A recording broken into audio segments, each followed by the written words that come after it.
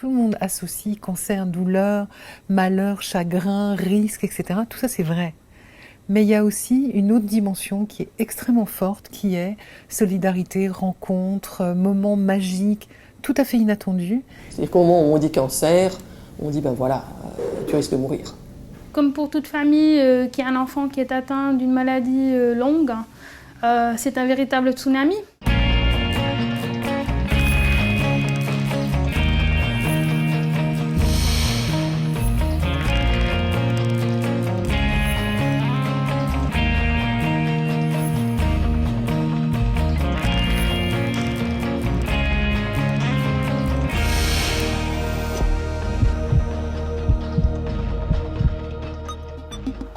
Pour chacun d'entre nous, la place d'un enfant n'est pas à l'hôpital. Pourtant, au-delà de certaines pathologies et de certaines urgences, l'hôpital des enfants accueille de jeunes et même de très jeunes patients frappés par le cancer.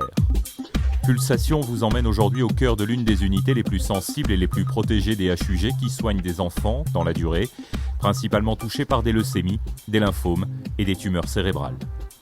C'est vrai qu'en pédiatrie, les cancers sont complètement différents de ceux de l'adulte. Nous sommes plus confrontés à des leucémies, ça représente 1/3 des cancers de l'enfant. Viennent ensuite des lymphomes, qui est une maladie assez cousine, on va dire, des leucémies, qui est une maladie des ganglions lymphatiques. Ensuite viennent les tumeurs du système nerveux central, donc les tumeurs cérébrales.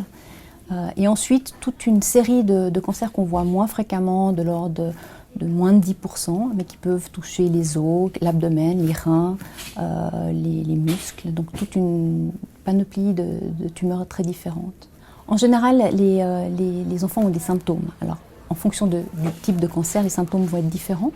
Une leucémie, par exemple, où les enfants sont fatigués depuis quelques semaines. Souvent, les parents nous décrivent, ils ont de la température, ils sont pâles, ou commencent à apparaître des bleus, des pétéchies, des petites taches rouges sur la peau. Et ça, c'est souvent le signe d'appel. Et les parents consultent le pédiatre ou consultent aux urgences pour ces symptômes-là. En Suisse, on a beaucoup de chance puisqu'on a des taux de guérison qui viennent d'être publiés, qui dépassent les 80% pour la première fois. Donc la majeure partie des enfants qui rentrent dans cette unité d'oncologie et d'hématologie pédiatrique vont en sortir guéris. Malheureusement, certains vont avoir par contre des toxicités, donc on a pu améliorer la survie sur les 50 dernières années, certes, mais on va devoir aussi maintenant diminuer la toxicité. On perd quand même encore quelques patients, et quand on dit 80%, c'est des chiffres, hein, mais les parents, ils aimeraient savoir dans quelle tranche ils sont, est-ce qu'ils sont dans les 20% ou dans les 80%, et c'est là où on a encore beaucoup de recherches à faire. Symptômes, détection, diagnostic, le cancer chez l'enfant est un sujet extrêmement sensible. 30 à 40 enfants sont concernés chaque année dans le canton de Genève, soit 1% de tous les cancers. Pour les enfants en âge de comprendre, pour tous les parents, pour l'entourage aussi, c'est un cataclysme aux multiples conséquences, psychologiques mais aussi sociales. Premier moment clé de la prise en charge, l'annonce du diagnostic. L'annonce, de toute façon, c'est un moment traumatique. De toute façon, c'est un moment qui se passe d'un certain côté mal. C'est comme, j'allais dire, quand vous dites il y aurait des bonnes morts. Non, il n'y a pas une bonne annonce. Il y a l'annonce de quelque chose de catastrophique qui fait une catastrophe, par définition. Ensuite, ce qui est important, c'est que les gens qui le font le fassent en ayant dans leur regard la réaction de leur vis-à-vis, d'une part, et en étant assez convaincus effectivement de ce qu'ils font pour pouvoir le porter, mais en même temps qu'ils soient capables de l'adapter aux gens en face. C'est un moment très très important, c'est un moment très difficile aussi à faire, où on va devoir bien essayer d'expliquer aux parents, moi en général d'abord aux parents, puis petit à petit à l'enfant, évidemment toujours leur dire la vérité, et d'y aller en différents temps. En fonction de tout ce qu'on sait, on va leur expliquer et amener des diagnostics ou des mots comme cancer le plus tard possible. Parce qu'une fois qu'on aura utilisé ce genre de mots, souvent les parents vont être dans une situation émotionnelle importante et ne vont pas se rappeler de tout ce qu'on va dire. Donc régulièrement, on va essayer d'expliquer que nous sommes face à une maladie, que cette maladie va nécessiter un traitement de longue durée, et puis ensuite arriver au diagnostic. Il y a deux positions très différentes, c'est la position du parent et la position du jeune, et au milieu l'hôpital.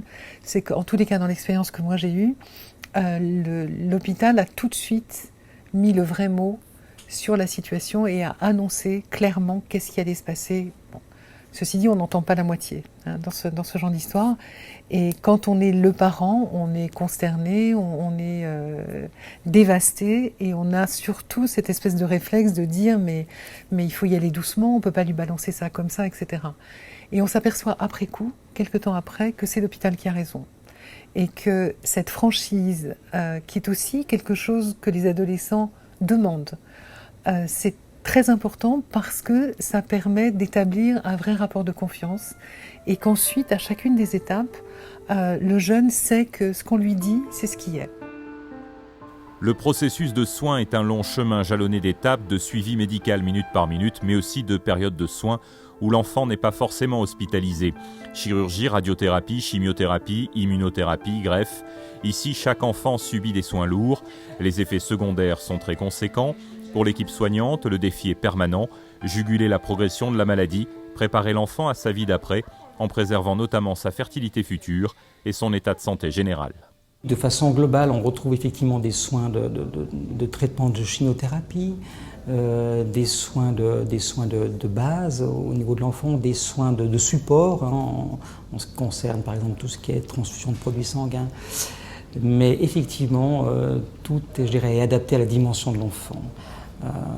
Tant au niveau des traitements, je dirais les traitements de base de chimiothérapie, où les traitements sont vraiment individualisés en fonction des protocoles, qu'au traitement des supports, où là aussi les traitements sont individualisés. En pédiatrie, on n'est pas dans le standard. La chirurgie, quand c'est possible, une masse du rein, on va l'opérer, on va l'enlever.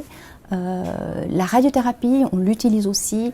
Il faut savoir quand même que la radiothérapie, quand on l'utilise chez des enfants petits, peut avoir des effets secondaires à long terme importants, puisque l'enfant est un être en croissance et que de donner de la radiothérapie peut empêcher une certaine croissance ou même être délétère pour certains organes. Donc on le réserve dans certaines situations, on essaye de le faire de moins en moins, remplacer, l'efficacité de la radiothérapie par d'autres types de traitements pour éviter les séquelles à long terme. Ces enfants souffrent, ça c'est sûr. Un cancer, c'est quand même pas une petite chose, mais de moins en moins, on a des thérapies vraiment pour pouvoir les soulager à plusieurs niveaux. Et donc la douleur physique est de moins en moins présente. Il y a encore une douleur morale qui est très importante. Souvent, on voit l'enfant pleurer, pas forcément quand on lui annonce la maladie, mais le fait qu'il ne va pas pouvoir ou aller moins à l'école que prévu. Et ça, pour eux, c'est très très difficile. Et donc, par exemple, une leucémie, c'est en général 1 mois de traitement, 3 semaines à 1 mois de traitement à l'hôpital pour la première phase qu'on appelle l'induction, puis petit à petit ils vont aller de plus en plus en ambulatoire et donc rester de moins en moins dans l'hôpital. Une transplantation hématopoïétique, c'est plusieurs mois directement à l'hôpital.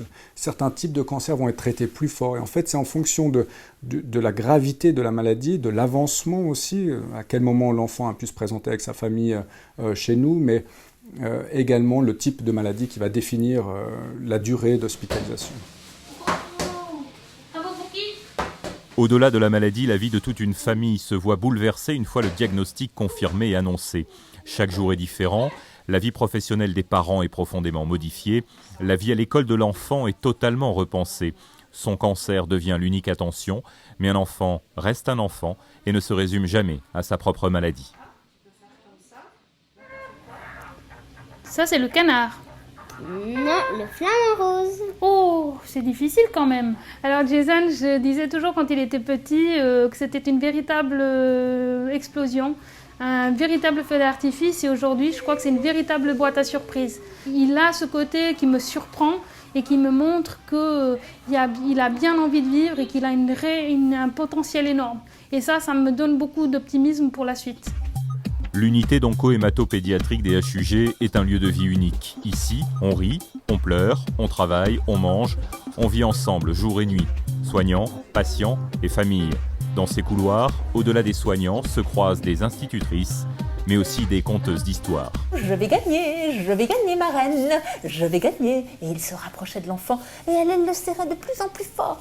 Attends, Jacques, je les accompagne juste pendant un temps de complicité, en tous les cas dans la journée. Parfois c'est pendant les soins quand les infirmières sont en accord avec cela pour façon à dériver. Et puis je crois que mon rôle il est essentiellement ludique. On passe un moment où la chambre, les murs de la chambre n'existent pas, on part en voyage. Ils prennent le pouvoir, ils existent, ils apprennent quelque chose. C'est important pour garder le lien avec l'école et puis pour progresser surtout.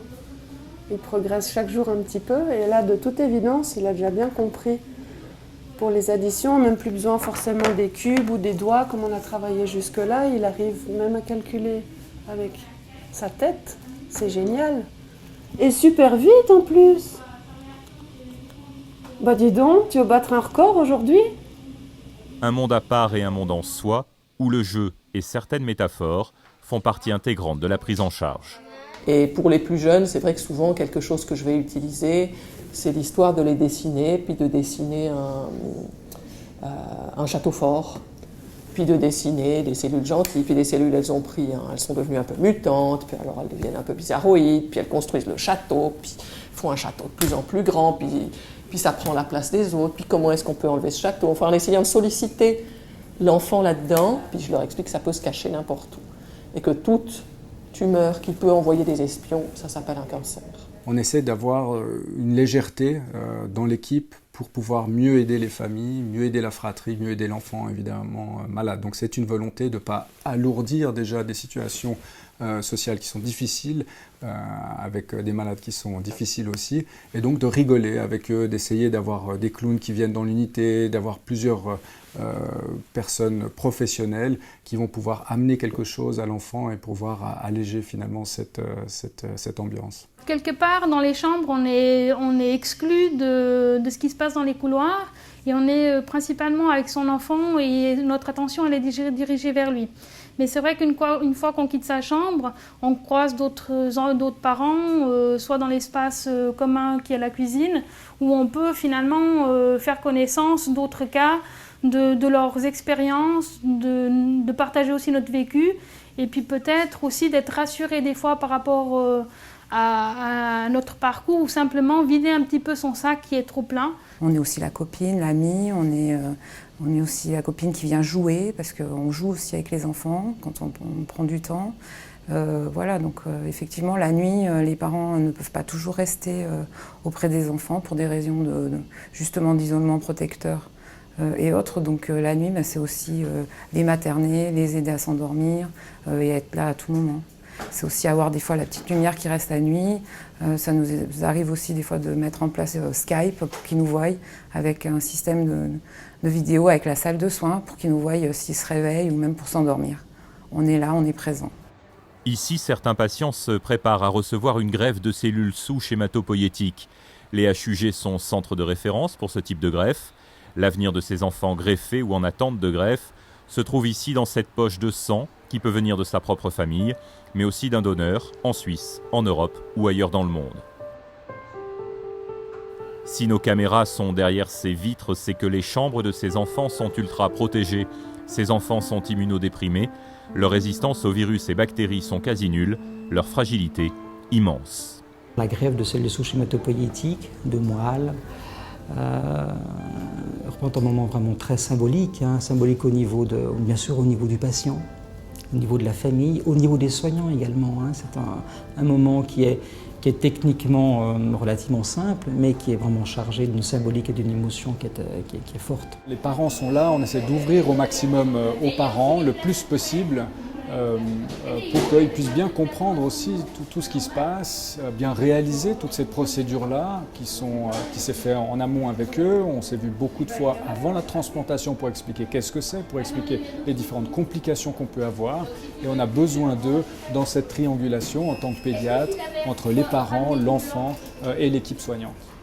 Seuls ceux qui ont traversé la maladie sont capables de mesurer cette épreuve irremplaçable. Le cancer, pour certains jeunes patients, peut aussi être source d'inspiration. La preuve, ce livre, rédigé par des enfants malades devenus adultes avec l'envie de partager, d'exprimer et de témoigner. L'une des motivations de la plupart des jeunes qui ont accepté de faire ce travail, c'était de laisser une trace pour les autres patients qui rentrent dans un hôpital aujourd'hui et qui vont avoir à mener ce combat. Et bon, c'est Jérémy qui dit dans son témoignage, j'aurais bien aimé moi, quand je suis arrivée ici, trouver un livre de cette nature pour pouvoir comprendre comment ça se passe, trouver des outils pour essayer de m'en sortir, des raccourcis sur ce chemin. Donc voilà, de ce point de vue-là, l'objectif est un peu atteint. Personnellement, j'étais assez jeune, donc la première fois j'avais 5-6 ans et ensuite j'ai eu une récidive à 7-8 ans. On a été confronté à la mort pas qu'une seule fois, donc la vie, elle va plus vite. On a envie de la vivre 3 fois plus, 3 fois mieux. On a envie de faire énormément de choses. On n'a pas envie de rester à rien faire. C'est vrai qu'on se rend compte que d'un jour à l'autre, ça a déjà basculé. Ça pourrait très bien rebasculer. Alors la vie, on la vit vraiment, vraiment, vraiment à fond. Ouais.